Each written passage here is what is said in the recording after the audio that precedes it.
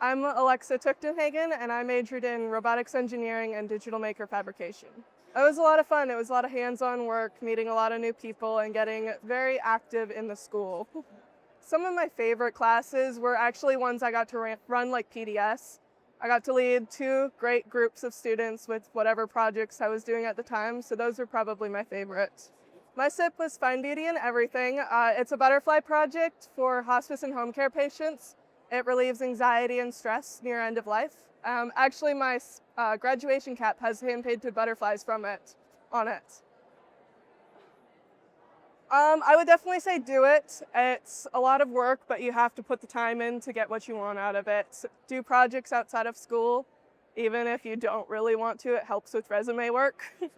I was very active. I was part of a lot of groups, friends with a lot of people who ran clubs, so I did a lot of things. So I had a lot of fun on campus. But I do know there's a lot of students that play video games and stuff in their room, so they're not as active.